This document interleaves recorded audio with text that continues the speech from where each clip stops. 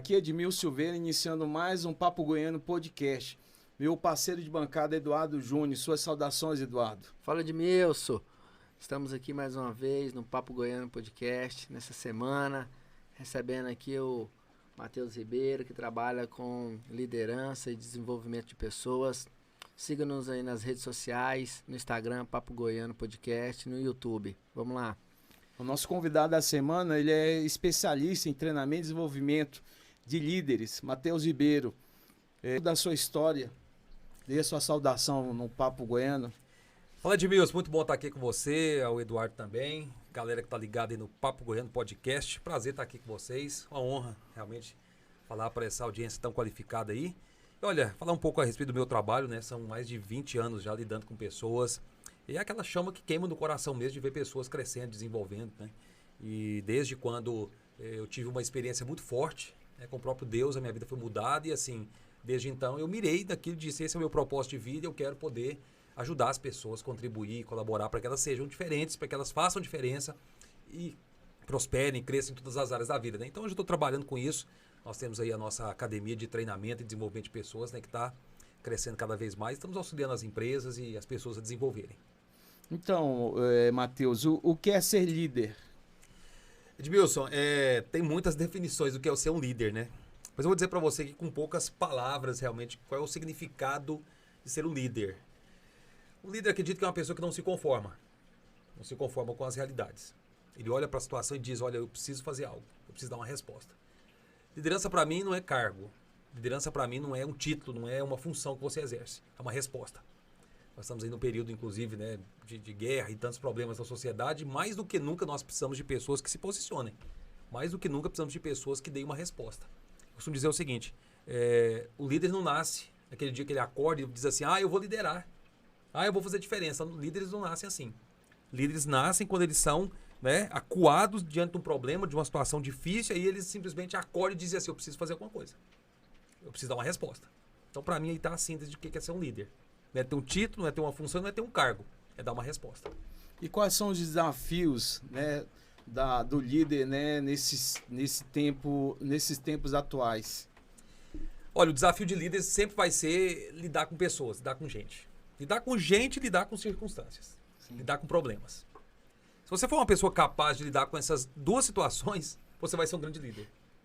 Porque se você for capaz de ler as circunstâncias, se você for capaz de ler as pessoas, como elas funcionam, e, claro, liderar a sua própria vida, você vai ser um grande líder. É aquela história, né? Tem milhares de estrelas. Nem todas brilham com a mesma intensidade. Há milhares de líderes. Nem todos são competentes. Nem todos são acima da média. Há muito líder medíocre. Há muito líder que é abaixo da média. Ele nem se lidera.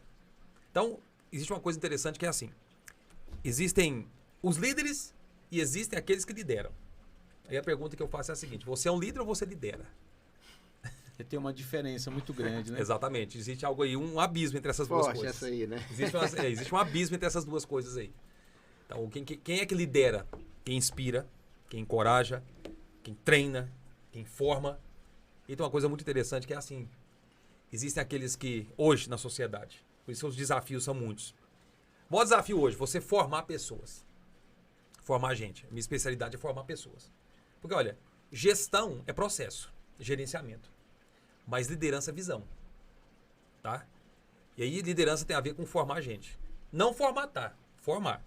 E nós vivemos uma sociedade extremamente formatada, ou não é? Exatamente. Inclusive, essa diferença, né, de liderar, né, e ser líder, né? Eu penso assim que muitas pessoas elas acham que é o título, né? Na verdade, fala assim, eu sou líder e pronto, né? E não tem mais o que fazer, né? Olha que coisa massa isso aqui. Liderança é o que você faz ou é o que você é? Porque se liderança for o que você faz, é só um cargo, é só uma função. Aí eu explico isso da seguinte maneira. Sempre que eu estou nas empresas, eu estou fazendo processos individuais ou processos de grupo, eu falo para as pessoas, olha, liderança e gestão são coisas que devem andar juntas. Mas tem muito gestor que não é líder. E tem muito líder que ele é de tudo. Ele é gerente, ele é chefe, ele é gestor, ele é patrão, ele é de tudo. Mas nem sempre essas pessoas que têm essas funções são líderes. Aí é que está a questão. Liderança e gestão é mais ou menos assim. A liderança é a roda da frente da bicicleta e a gestão é a roda de trás. Não tem como você andar só com uma das duas. É mais ou menos assim. A roda da frente é o que dá rumo. A de trás é o que dá sustentabilidade. É o que dá consistência. E essa questão desse processo de desenvolvimento da liderança, o que surge de situações, né, que geralmente a pessoa ela não consegue, às vezes, né, exercer a liderança dela? Então, a coisa é o retrato da sociedade que a gente vive hoje. As pessoas não querem o quê? Comprometimento. Ah, mas as pessoas querem chegar em algum lugar. Querer é uma coisa. Decidir é outra. E se comprometer é outra ainda mais elevada. O que as pessoas fazem? Eu quero, desde que não me custe nada. Não faça sacrifício. Não tem que ter sacrifício. Verdade. Não pode exigir. Se exigir de mim alguma coisa, ou seja, é um nível de consciência muito baixo, né? Muitíssimo baixo. A pessoa não acordou ainda para a vida. Então as pessoas até querem alguma coisa. Existe um códigozinho aqui. Quero, decido, me comprometo. Então, hoje a maior dificuldade é as pessoas se comprometerem consigo. Eu não vou ter compromisso com o Edmilson, com o Eduardo, se eu não tiver compromisso comigo. As pessoas não têm autogerenciamento.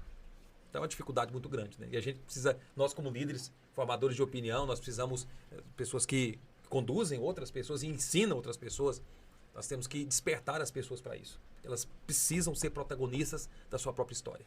Eu sempre falo, assim, né, de experiência, que o problema de qualquer organização é a comunicação, né? O que você acha disso? A comunicação é formidável, né? É fundamental. Então, quem está conosco aqui agora no podcast aqui, tá nos ouvindo, né? E nós estamos tendo uma conexão aqui agora. Estamos tendo uma conexão. Tem muita gente que está aí, né, ouvindo e tal. A pessoa precisa mais do que escutar, ela tem que ouvir. Comunicação é fundamental. Porque não é só o que você está falando, é o que a pessoa está entendendo. E é por isso que você tem que entender de comportamento. Não tem como você querer liderar a gente se você não entende de comportamento. Como é que as pessoas funcionam? Né? Como é que as pessoas lidam? Como é que elas lidam com a vida? Como que elas enxergam a vida? E sobre comunicação eu aprendi uma coisa, Edmilson, Eduardo, que é assim, você precisa aprender a ouvir, não é só aquilo que está sendo dito, é ouvir até aquilo que não está sendo falado. E as pessoas falam o tempo todo. Não para, né? Não para, as pessoas falam o tempo todo. Alguma coisa elas estão comunicando. E você precisa ser capaz de quê? Fazer a leitura correta daquilo que não está sendo falado. O corpo fala. Fala ou não fala? O corpo fala. E às vezes a pessoa nem ouve, né? Não, Né? não ouve. Então, tipo assim, ela não recebe nada, né? E De informação, de conhecimento. É isso aí que você falou, é poderoso demais, porque assim, as pessoas, você vai conversar com alguém, não existe conexão. Não existe conexão por quê? A pessoa está ali mexendo no celular, ela está fazendo alguma outra coisa, está escutando um monte de vozes em volta dela. Ela não consegue ter foco. Ela não consegue, né, ter domínio do cérebro dela, da mente dela. Ela não consegue, ela se embaralha toda para muitas direções. Ela não consegue focar naquilo que está sendo transmitido, naquilo que está sendo falado. Existe um dado científico, inclusive, que diz o seguinte, que o nosso cérebro ele leva cerca de 23 minutos para se concentrar em algo, para ficar focado em algo. 23 minutos, ou seja, é muito tempo para até que a pessoa consiga concentrar. Mas são pouquíssimos segundos, cerca de 50 e poucos segundos para ele se desconcentrar. E você tem 7 segundos para poder chamar a atenção de alguém. Quando você vai, por exemplo, fazer um vídeo, fazer uma chamada para alguma coisa, em 7 segundos a pessoa pode parar de te ouvir. Matheus, eu vejo muitas pessoas com esse seguinte argumento, né? Que tem uns que nasceram para liderar e outros nasceram para ser liderados. O que você acha dessa... mito ou verdade? Cara, isso é um mito. Isso é um mito. Embora hajam seguidores, dentro de todo homem existe um DNA para liderança. Se a pessoa quer acreditar nisso e despertar isso ou não, é problema dela. Mas que todo mundo nasceu para encabeçar, nasceu. E você sabe, eu creio no que Deus diz, e todo homem foi chamado para ser cabeça. Não quer dizer que ele não vai estar debaixo da liderança de alguém, porque todo mundo também é liderado. Exatamente. Okay? Mas o fato é que você precisa liderar. E aí entra aquela questão que você falou. Eu não lidero uma coisa, eu lidero um movimento, eu lidero minhas ideias, eu lidero minha vida, eu lidero minha casa, eu lidero, né, a minha empresa, eu lidero, enfim, tantas áreas da sociedade, eu lidero. Pô, o tempo todo você está liderando, né? Agora o problema é que as pessoas se omitem disso. Elas não se responsabilizam. Aí tá uma palavra que ninguém gosta. Se responsabilizar. Porque é muito mais fácil. Por que as pessoas não querem assumir que todas elas nasceram para liderar? Porque não querem responsabilidade. Por que as pessoas não lideram? Porque não querem pressão. Pressão, exatamente. Uma vez eu estava numa reunião, e aí um rapaz... eu não sei lidar com pressões. Eu falei assim, ó, pega a primeira nave que você encontrar e desaparece do planeta. Onde é que você vai viver nessa vida, nesse mundo, gente? Sem pressão? Fala pra mim. Verdade. Não, e interessante é porque o senhor falou aí, e eu já tinha visto isso antes, né? Porque o cara, assim, a gente tem essa visão de que você liderar, vamos supor, lá no serviço, as pessoas que trabalham, né? Ou então liderar uma empresa, ou no caso o pastor, a igreja, a célula. Mas aí, e liderar a sua casa, sua mulher e seus filhos? O cara não vê isso como uma liderança, mas é uma liderança, não é? Então, assim, às vezes a maioria das vezes a gente troca tudo, né? E a gente vê só como o senhor falou, a liderança é um título, a liderança é um status, a liderança é uma fama, é um poder, e na verdade não é. É o dia a dia que você vive, mas você não pega a responsabilidade por você. Mas tem um detalhe nessa questão aí de compromisso, né? Que eu vejo também, né? Que eu acho que é um pecado, né, da maioria das pessoas, da omissão, né? Às vezes não assumir responsabilidade, às vezes vê uma coisa errada e não se manifesta, não fala nada e deixa as coisas, né, às vezes de mal a pior por conta de omissão, né? Aquela situação que a pessoa não quer assumir responsabilidade, não quer assumir compromisso, não quer responder por determinada situação, porque existe um preço também que é pago, né, para quem está liderando, né? Liderança é mais confronto do que conforto, tá? Por que as pessoas não querem liderar? Porque não quer ter confronto, não quer ter batalha, não quer ter guerra por nada, não querem tomar partido. E é por isso que há tanta omissão. Nós vivemos a geração do politicamente correto. Eu não quero, não vou opinar sobre isso aqui. Eu não tenho o que falar sobre isso aqui. Eu não quero confusão. Cara, então você não vai construir nada grande da sua vida. Porque qualquer coisa que você queira fazer de importante, vai ter um tipo de perseguição, de crítica. São pré-requisitos para grandeza, gente. É ou não é? Exatamente. E essa ideia aí do politicamente correto? O que tá por trás disso, literalmente? Quero ficar bem com todo mundo. Eu não vou ter desgaste com ninguém. Sabe aquela política de boa vizinhança? Aquela coisa assim, paz e amor, gente, ó, todo mundo bem, todo mundo relax, nada de, não quero prejudicar ninguém. Eu não quero. Uma vez uma amiga minha me mandou uma mensagem no sábado, logo pela manhã. Eu levantei com essa mensagem, né? Ela mandou pra mim um texto enorme, mas enorme pra mim. Olha, Matheus, você não era assim, você era uma pessoa tão sociável, você começou a postar algumas coisas aí na internet, falar algumas coisas, perseguir algumas pessoas. E eu sou da área jornalística, né? Então, comentando e tal, economia, política, esporte, e eu fazia meus comentários mesmo. Tinha meus posicionamentos, minhas ideias, né? E aí ela veio e assim me pagou o maior sapo, dizendo, você não deve escrever essas coisas, pega mal demais pra você. Isso é politicamente correto. Não quer ficar mal com ninguém.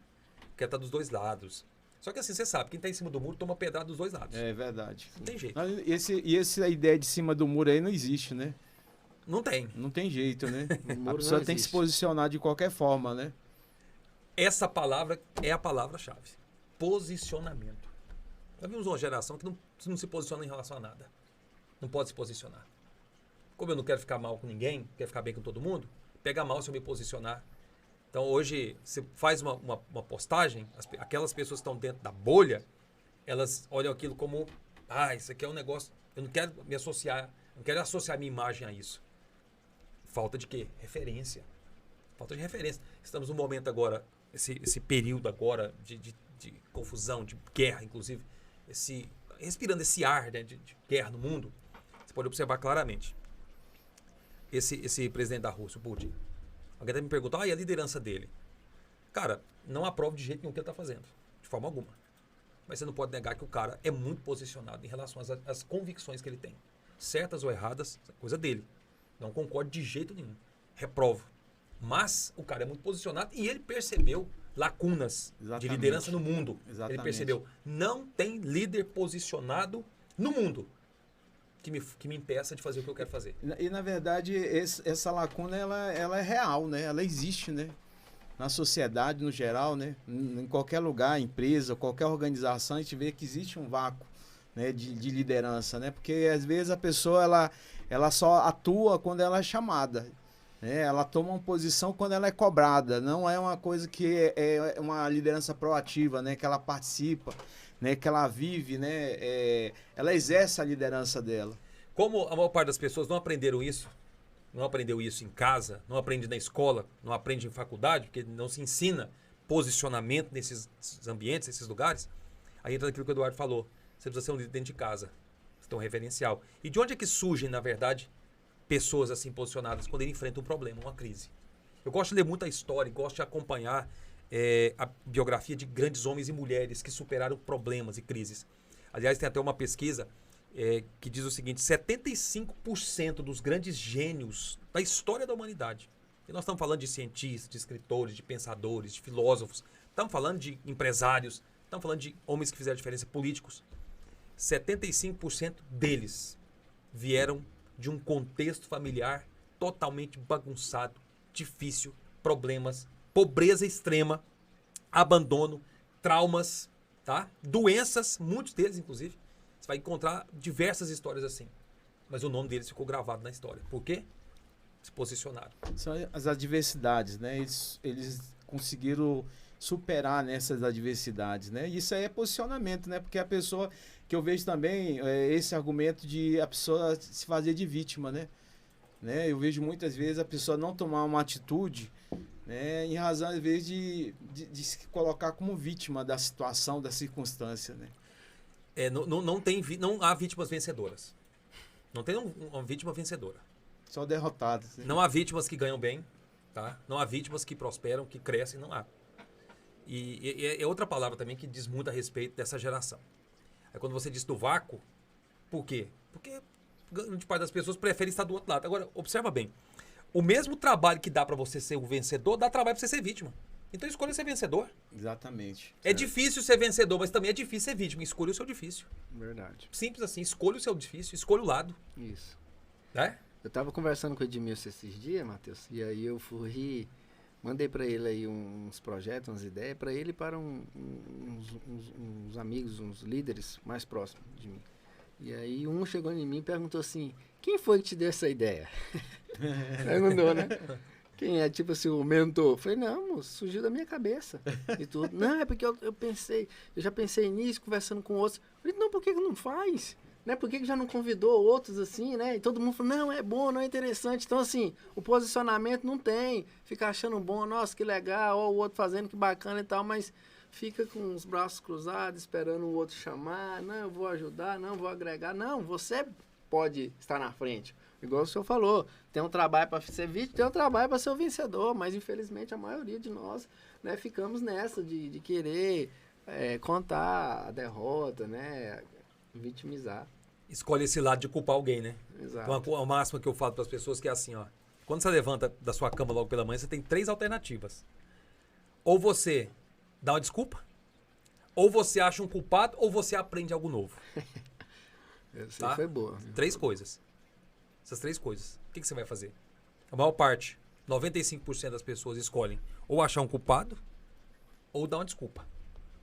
Os que decidem, a terceira opção, os que decidem aprender algo novo, são 5% que resolvem encontrar solução para os seus problemas. Esses comandam, governam, reinam, lideram. Um tempo atrás eu vi uma pesquisa, eu não lembro agora exatamente dos dados, né? Mas diz que tem uma pequena parcela, que eu acredito que seja em torno aí de 5%, que fazem acontecer, o restante, tipo assim, tá esperando acontecer alguma coisa. Isso é real? É verdade? Verdadeiro, isso? Verdadeiro. Eu disse essa estatística aqui, 95% de vítimas, gente que só olha para o problema, para dificuldade, para luta, para crise, para desculpa, para o vitimismo. Mas 5% é gente que está o tempo todo procurando saídas, soluções no meio do caos.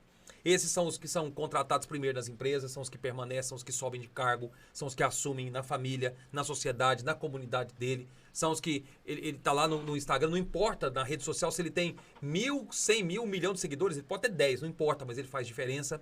A mensagem dele capta a atenção das pessoas, é relevante o que ele fala, o que ele produz. Verdade. Ok?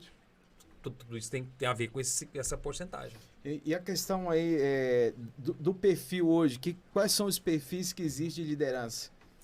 Olha, você vai encontrar aí aquele perfil mais administrador.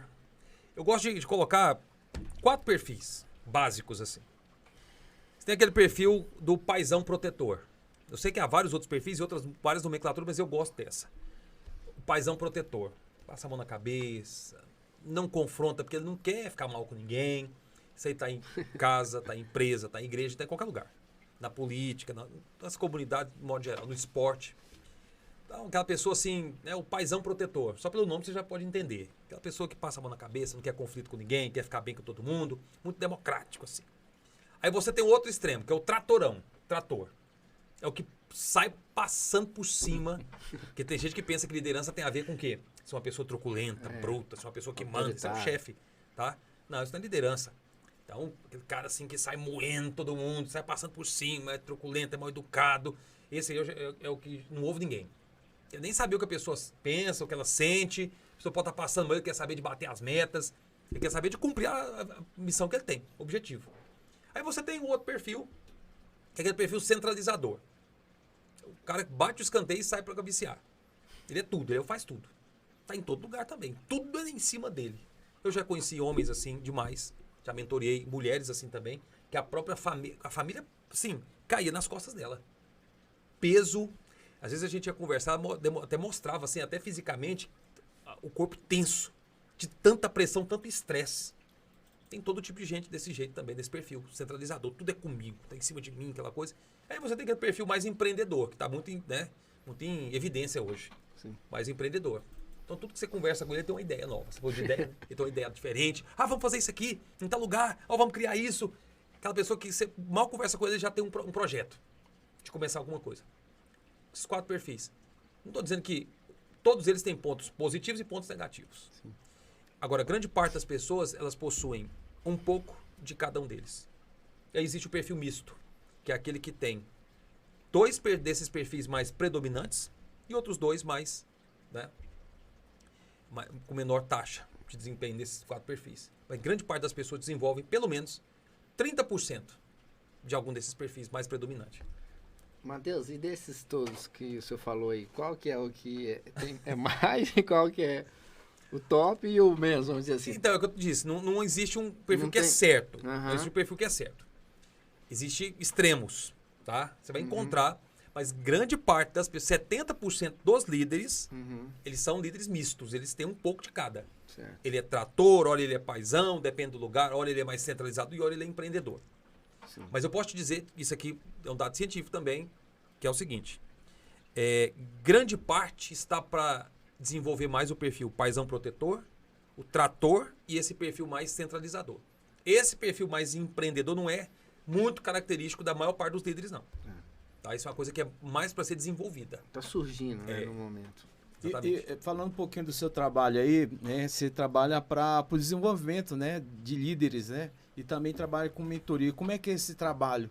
Como é que é realizado esse trabalho? Edmilson, eu trabalho para empresas, eu faço processos individuais para gestores, diretores, cargos de supervisão, chefes, gerentes, líderes de empresas, colaboradores, equipes de colaboradores, equipes de vendas, dentro de uma empresa. No caso, a minha empresa presta serviço para as empresas. A partir de 5 colaboradores já tem uma equipe, então a gente presta serviço para essas empresas. Tudo que diz respeito à gestão de pessoas nas empresas, eu presto serviço, eu faço. Mapeamento comportamental, processos de grupo, processos individuais, processos de mentoria, tá certo? Desenvolvimento, treinamento, então é uma esteira. Então a gente faz workshops, faz palestras, faz treinamentos, porque é uma esteira de coisas, né? Então tem produtos de entrada, tem aqueles de continuidade. Então eu vou numa empresa, dou uma palestra, daqui a pouco a gente começa um treinamento de um dia, daqui a pouco a gente faz um processo de continuidade que aí vai 1 mês, 2 meses, tanto presencialmente quanto online, né? Formato híbrido. Eu faço processos individuais também, para qualquer pessoa que deseja, eu preciso desenvolver, crescer, eu quero dar um up na minha vida. Fazemos processo também. Então tudo que envolve desenvolvimento de pessoas, nós estamos ali, marcando presença. E essa questão aí do treinamento, né? Quais são os pontos que são abordados nesse caso? Você faz um levantamento antecipado? Como é que é? Nas empresas, nós temos aquela reunião de briefing, né? Para saber, para levantar as dores que a empresa tem de necessidade. 80% do fechamento é aí nesse momento. Então, a gente faz o levantamento, É um diagnóstico, o diagnóstico do que a empresa precisa, porque muitas vezes é o seguinte, a empresa quer algo. Na conversa você identifica que ela quer uma coisa, mas ela precisa de outro. Então a gente oferece o que ela precisa para ela ter o que ela quer. Certo. Então, nessa reunião de briefing, a gente faz esse levantamento. No processo de treinamento individual, de mentoria individual, da mesma maneira. Agora, nós temos um script também. Nós abordamos desde a área, alguns pilares: espiritual, emocional, mental, físico, comportamental. Então, tudo isso envolve o desenvolvimento integral da pessoa. Então, a gente trabalha bastante nisso. Foco, produtividade, gestão de tempo, autoliderança, autogerenciamento, relacionamentos. Nós temos uma matéria muito interessante nisso aí, que é como lidar com pessoas difíceis. É uma coisa bem bacana mesmo, que a gente trabalha muito. Então, tudo que envolve a gente tem. Hoje, eu poderia dizer para você que hoje o que é mais solicitado é lidar com esse aspecto emocional. Nós estamos vindo de um período de 2 anos de pandemia, as pessoas estão cheias de incerteza, as pessoas estão inseguras. Seguras, né? As pessoas... medo também, né? Medo demais, demais, demais. Em contrapartida, você teve assim, um boom de pessoas abrindo o seu próprio negócio, mas muitas pessoas não sabem lidar com esse lado emocional. E aí eu te digo uma coisa, grande parte da questão de você ganhar mais dinheiro, de você fazer mais riqueza, tem muito a ver com esse aspecto emocional. E as empresas, né, algumas delas fecharam e outras avançaram, né, elas cresceram. Né? E também na vida, vamos dizer, individual, as pessoas se recolheram, né? Elas ficaram, recuaram, literalmente, né? Com essa pandemia. Demais, demais. Quantas pessoas você sofrendo dentro de casa, deprimidas, solitárias, pessoas pensando em suicídio, emocional, abalado, muito fragilizado, traumas, problemas, quantos relacionamentos, quantos casamentos com problema, filhos, que mulheres ganharam mais umas 3 jornadas. Os maridos ficaram dentro de casa trabalhando durante muito tempo, home office. Muitas pessoas foram mandadas embora dos seus trabalhos. Você pega toda essa carga, as pessoas estão querendo assim, gente, eu preciso sair desse buraco. Essa questão aí dessa síndrome de pânico, ela está relacionada a isso? A esse tipo de pressão, de carga em cima do emocional da pessoa? Existe uma carga muito grande nisso aí, com toda certeza. Não posso dizer para você precisamente que vem em todos os casos em decorrência disso, mas grande parte sim. O estresse, o nível de pressão que as pessoas têm passado. De autocobrança também, né? Nível de exigência altíssima, competitividade do mercado, trabalho, necessidade de ter que sustentar a casa, o medo, a insegurança, a incerteza dos dias que estão por vir. Tudo isso aí, é claro, é uma carga de estresse muito grande. E as pessoas, a gente sabe, essas doenças psicossomáticas, elas trazem, né, do aspecto emocional para o físico essas reações. Das preocupações, da ansiedade. Essa questão do carisma, isso aí, a pessoa ela nasce com carisma ou ela desenvolve a carisma? As duas coisas. As duas coisas? As duas coisas, é tem, possível. Tem gente que já nasce com carisma. Tem pessoas que nascem meigas, assim, tem aquela facilidade de lidar com pessoas, facilidade de conversar, de estar junto, de estar perto. Tem pessoas que sim. Eu conheço muitas pessoas que já têm essa desenvoltura. Agora... Outra parte não consegue, mas é possível adquirir. Matheus, voltar só àquela parte que nós estávamos falando antes aí, da pandemia e tal. O senhor falou que trabalha com 20 anos mais ou menos, né? Sim. Com o desenvolvimento de pessoas e tudo. E nesse período de 2 anos, o que foi que o senhor fez no caso? Você tem empresa e tudo. Como é que o senhor viu, né, esse momento? Como se não podia sair de casa, não podia, né, ter aquele contato como era antes. Vocês foram para o lado da internet, né? Para o lado da tecnologia para tentar auxiliar ou vocês ficaram mais retraídos nessa situação? Como é que foi? Não, com certeza. A gente teve que se reinventar, ir para a internet, fazer reuniões fechadas pelas plataformas que nós temos aí, né, nós temos como opção. Tivemos que ir para a tecnologia. Já fazia já antes ou não? Aí começou... Não, para te falar a verdade, ninguém fazia isso. Ninguém fazia. Raríssimo. As empresas não faziam reuniões assim, remotas. Não faziam. Certo. Eu dava aula também numa escola, né, de ensino fundamental, de 5º a 9º ano. Então, tudo foi automatizado, tudo foi assim, ajustado, adequado para poder atender os alunos. E aí foi aquele boom. Então, por isso que no começo da pandemia você viu, lá em 2020, ali por volta do mês de abril, maio, quando começou a fechar tudo, as empresas mandando grande parte dos colaboradores para casa. Então, tudo que era, agora, palestras, treinamentos, nós tivemos um baque assim muito grande. Porque os eventos acabaram. Sim. Tivemos que ir pro online. Lives, aí tinha live toda hora, né? Tinha live toda hora. Momento. Virou um ritmo e virou uma tendência que não volta mais atrás. Não volta mais. Isso, então, hoje mesmo voltando toda essa questão, até o uso de máscara normalizando, agora... né? Até o uso de máscara agora parece que vai ser liberado em locais abertos. Sim. Mesmo assim, não volta mais. Home office, violentíssimo. Eventos ainda, híbrido, formato híbrido. Se tornou opção, né? a rede social nessa área, né? Demais. E virou até um clichê. Se você não está no online, sua empresa, seu negócio, ele vai simplesmente sumir. Não é que você vai ter dificuldade, vai sumir. Se você não está lá, você não existe. Exato. Virou até um clichê isso aí. Todo mundo falando. Dia 12 você vai estar realizando um Masterclass, né? O que seria isso? Essa é uma aula online? Vamos fazer uma super aula online, né, com líderes aí do Consciência e tudo mais. Vai ser muito bacana.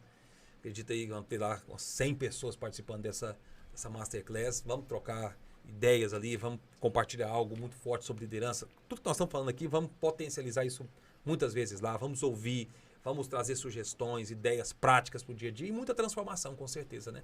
Vai ser uma reunião daquelas, né? 9 horas da manhã, vai ser algo incrível. Lá, grandes líderes, e vamos compartilhar muita coisa das ferramentas poderosas lá. Legal. E, Matheus, essa área de desenvolvimento de pessoas, né? Tem alguma faixa etária que fala, não, essa aqui não dá para mexer agora, vamos esperar essa, ou não? Como diz o ditado aí, de mamana caducando, você pode mexer que... Não, de mamana caducando você pode trabalhar. Eu trabalho com meus filhos desde cedo. Eu gosto demais dessa palavra protagonismo. Isso é uma coisa para mim que define um líder, protagonismo. Mas isso não quer dizer que você é a pessoa mais importante, que você é a pessoa que tem todas as ideias, que você é... Não, nada disso. Significa que você está no comando da situação, que você precisa dar uma resposta naquela situação. Você vê, estava ali que agora há pouco eu dava aula no ensino fundamental, um aluno de 14 anos de idade, eu estava falando sobre esse assunto em sala de aula. Eu estava falando dos pilares da inteligência emocional. Estava falando sobre isso em sala de aula. E o aluno de 14 anos, nas outras aulas que eu dava, ele não ficava muito atencioso.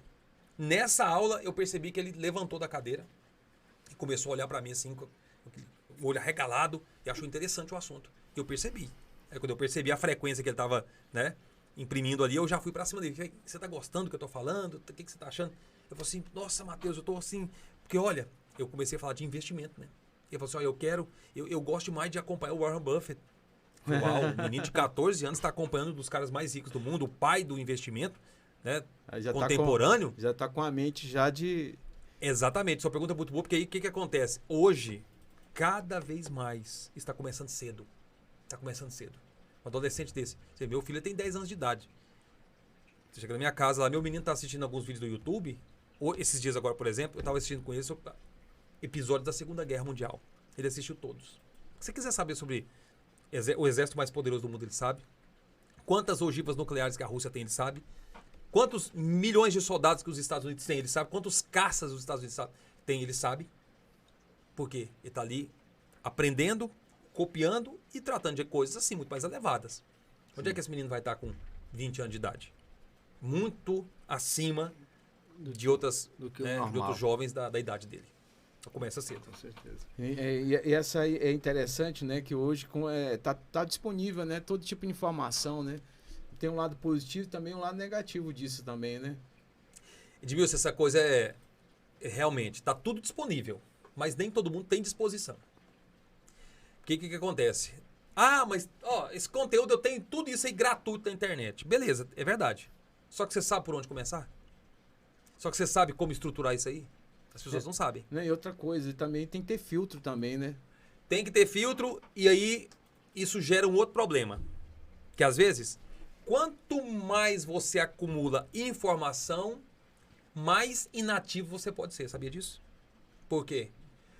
Nós estamos vivendo na era da infobesidade também. É muita informação, é muita informação e conhecimento acumulado. Sua cabeça incha, mas você não sai do lugar. Você não tira a bunda da cadeira. Não faz, né? Trabalho, você não faz, você não age. Né? Não age. Então, é a tal da inação. O que eu costumo falar para as pessoas? Vamos falar modista na nossa Masterclass, sabe? Um passo que você der na direção da mudança é melhor do que a melhor das ideias que você já teve e nunca colocou em prática. Sim. Então, tudo que você sabe, toda informação que você tem, todo conhecimento que você tem, se não gerou em você um mínimo de transformação, um mínimo de mudança e de ação, essa informação eu questiono ela. Eu questiono esse conhecimento.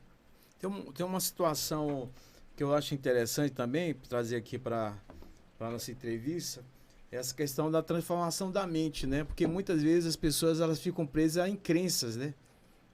Nossa, essa questão de crença é uma coisa perigosa demais. Qual que é a questão? Antes do pensamento tem uma programação, Edmilson. Você sabia disso? Tem uma programação. E as pessoas foram programadas desde cedo, desde criança. Eventos que você presenciou, traumas que você teve, foram carimbos na sua alma, na sua mente. A mente é a parte mais importante da alma. Foram carimbos. coisas que você ouviu sobre casamento, sobre dinheiro, sobre política, sobre qualquer outro tipo de assunto. Ficaram gravadas aí em você. Isso é o que a gente chama de programação. Então, antes do pensamento, tem uma programação. Por que você pensa desse jeito? As pessoas não se perguntam. Se eu digo pra você, eu pergunto assim, de quem que é a sua mente? As pessoas ficam assim, eu faço essa pergunta, de quem que é a sua mente? As pessoas ficam assim, minha mente? Como assim minha mente?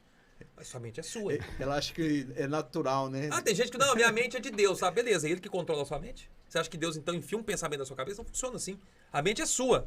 Aí já começa a sua autoliderança. A mente é sua e você tem que comandar a sua mente. Agora, faz um exercício aqui, fazer vocês aqui, o exercício. O exercício aqui. Quantas vezes no dia você para avaliar o que você está pensando? Eu, basicamente, poucas vezes. Eu praticamente acho que Você simplesmente vai pensando e pronto. É. Já ouviu falar daquela síndrome do pensamento acelerado? Ninguém faz aquele símbolo de pausa, de pausar. Espera um pouquinho. Quem é que está pensando agora?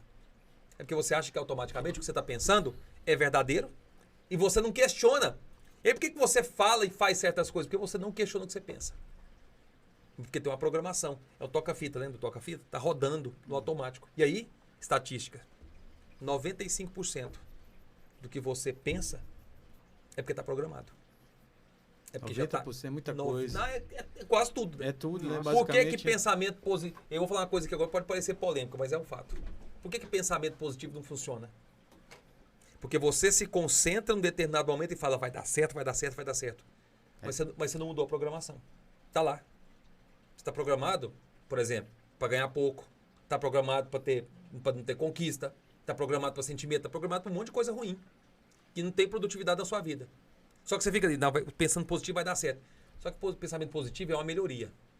E melhorias têm a tendência de retroceder. Essa reprogramação, como é que ela é feita? Aí é você mudar os protocolos de procedimento. Do mesmo jeito que foi programado, você tem que reprogramar. Primeira coisa, tomar consciência disso. Você tem que questionar o que você pensa. Tomar consciência. Tomou consciência? Agora você parte para compreensão, entendimento. Espera um pouquinho. Eu estou programado errado. Por isso é que tem muita coisa na minha vida que não está dando certo. Olha meus relacionamentos, como é que tá. Olha a minha vida profissional, olha a minha vida financeira. Olha a minha vida, né? Enfim, olha meus projetos e sonhos não saem do lugar. Minha programação pode estar errada. Eu vou questionar. Caiu em si, acordou, beleza. Agora você vai entender por quê. Identifica a raiz desse problema. Identifica de onde surgiu esse problema. Identificou? Agora você vai dissociar totalmente. Você vai tirar. O que é esse tirar, esse dissociar? Aí onde é a palavra que você falou? Transformar a mente. Tem duas coisas. A programação acontece assim. Ou você teve uma experiência muito marcante nessa área, ou você foi tendo hábitos. Hábitos e essa experiência muito forte programaram sua mente. Só que da mesma maneira, com essas duas coisas, você também desprograma sua mente automático. E essa reprogramação ela é feita com um profissional, isso? Profissionais fazem isso. Faz Tem isso. muitas ferramentas. Né? Ferramentas. Tem muitas ferramentas para reprogramação da sua mente. Por exemplo, é uma ferramenta, não é uma, digamos, não é uma terapia, tá? É uma ferramenta. Então, como toda ferramenta, não resolve tudo. Não resolve tudo. Não existe esse remédio que cura todas as doenças. Então, por exemplo, eu utilizo PNL, Programação Neurolinguística, que é a reeducação da sua mentalidade, das suas emoções, do seu comportamento. É a maneira que você tem de entrar em contato com essas coisas e mudar. Então, são protocolos que você precisa identificar e mudá-los. Então, a PNL, por exemplo, é uma das que eu utilizo. Esse tipo de ferramenta que eu utilizo. Então, você conversa, identifica essas crenças erradas. Porque eu penso que durante esses treinamentos surge essa necessidade, né? Que é natural. Surge demais porque as pessoas dão sinais, né?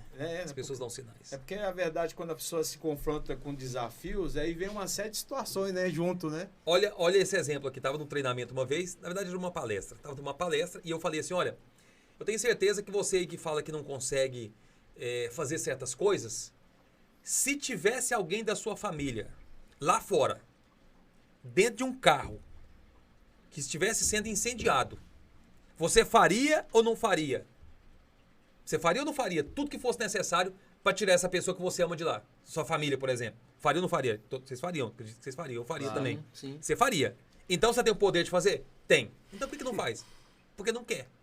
Mas se você tiver uma boa razão para fazer, você faz. Aí o que aconteceu? Na hora teve uma moça que estava lá atrás sentada no auditório e falou assim, eu não faria não. Eu não faria. Meu Deus. Você acha que uma fala dessa é por acaso? Não, com certeza. Você identifica claramente que ela tem um problema com a família dela. Ela tem um problema familiar. Tem alguém lá que ela não gosta. Ela tem um problema. E aí, nessa hora, o que você faz? Como treinador, né? Como mentor comportamental, o que você faz? Você vai na pessoa. Você não faria? Por quê? Me fala. Me conta mais. Me fala mais a respeito. A pessoa se abre. Como acontece com ela, tem muita gente ali que falou que faria, mas também que se pudesse, não faria. Falou porque, pra não ficar assim, né? Tá bem. De feio, tudo, né? Nós vamos falar e tudo. Tem problema com a família, com certeza. Aí isso vai em todo o âmbito, né? A família, vai trabalho, vizinhança. Matheus, quais são, na verdade, assim, eu penso que as ferramentas necessárias para esse desenvolvimento da liderança? O treinamento é uma delas, né?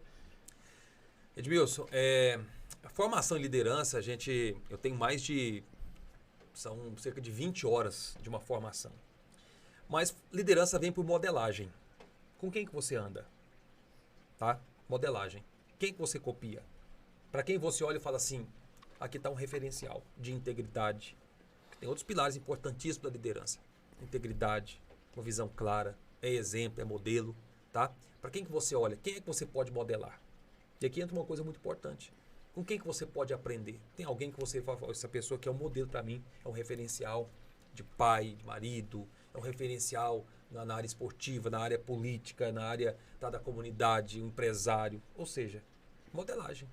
Para quem que você está... Por quê? É você aprender com gente que já passou por esse caminho, que já errou, já tropeçou, já caiu, já teve motivos de fracasso, mas se levantou, reconstruiu, reergueu, e alguém que você pode compartilhar. É encurtar o caminho. É bom ler livros, é bom participar de treinamentos, faça isso e continue fazendo, mas modele. Então, a dica que eu dou pro pessoal aqui, uma dica aqui. Pega cada área da sua vida que você julga importante, e fala assim, em vez de você ficar consumindo todo tipo de coisa que você vê na internet, mira alguém, fala assim, eu vou modelar essa pessoa. Então, você é empresário. Modela alguém, eu vou olhar para esse empresário a partir de hoje e vou aprender os caminhos que ele tomou para chegar onde ele chegou. Porque se ele chegou, eu posso chegar também. O empresário é um líder. Então, nós temos líderes em todas as áreas aí. Pega na área familiar, pega na área espiritual, pega na área da política, tá? Pega na área esportiva, pega na área aí, outras várias situações que nós temos.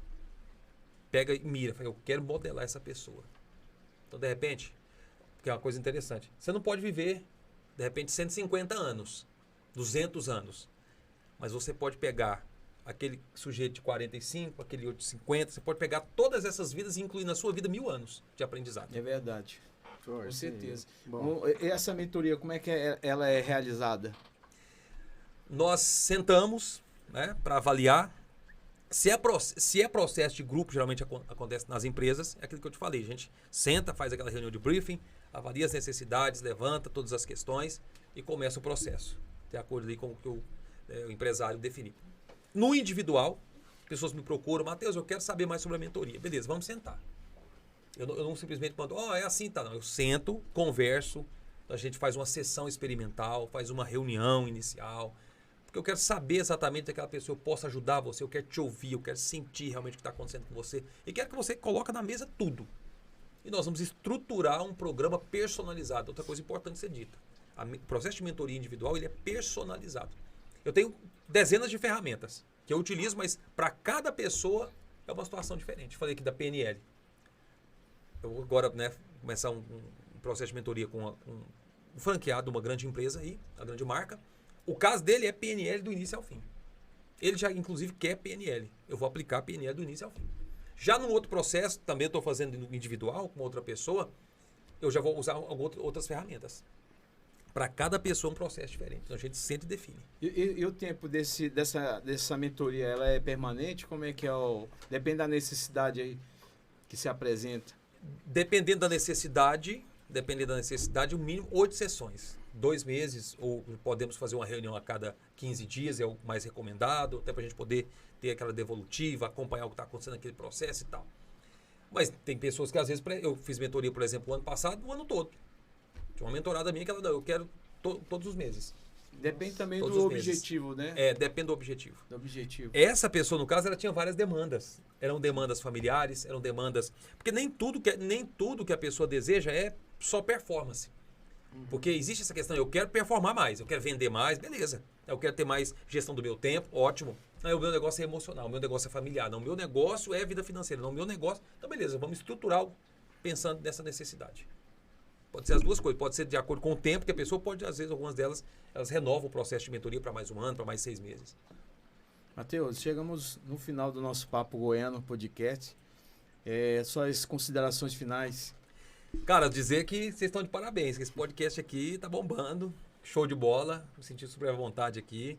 Dizer pra galera que tá ligada aqui também, que olha, isso aqui vai muito longe. Amém. Top, show de bola. Que assunto legal de tratarmos aqui. Acho que pôde esclarecer e ajudar muita gente. Com certeza. E tamo junto sempre. Vamos embora pra cima. Um abração pra você, o Eduardo também, pra galera toda que tá aí no Papo Goiano Podcast. É nóis. Valeu. Eduardo, seus últimos comentários. Obrigado aí, Matheus, pela o conhecimento aí que foi dado, né? Vamos precisar aí de de umas orientações aí, né? Precisar de uns conselhos aí, né, Edmilson? Inclusive, eu participei de dois treinamentos, né, com o Matheus, e eu tenho certeza, foi transformador, né? Eu falo que a minha pegada como liderança hoje é totalmente diferente para trás. Então, assim, eu super indico, inclusive, Matheus, né? Porque isso aí é o que eu vejo que é uma necessidade de muitos líderes, né? Porque eu vejo também que tem uns que acham que não precisa ser reciclado, não precisa ser atualizado, né? E eu vejo que esse processo ele é permanente, né? E não é uma coisa só de tempos em tempos, né? A pessoa tem que estar totalmente buscando cada vez mais avançar, né? Cada vez mais se atualizar, cada vez mais se reciclar. Então eu vejo que isso é uma necessidade hoje, né, de muitas pessoas, né, porque ser líder, você está em várias situações, né, de liderança, né, como foi falado aqui, até na família, né, você é líder, né, na escola líder, né, na igreja líder, né, e na sua casa líder. Então a liderança cabe em qualquer lugar, né. Quero agradecer o Matheus Ribeiro, né, pela sua presença aqui, que está nos honrando aqui no Papo Goiano. E também agradecer ao Eduardo, mais um Papo Goiano podcast. E siga-nos nas redes sociais.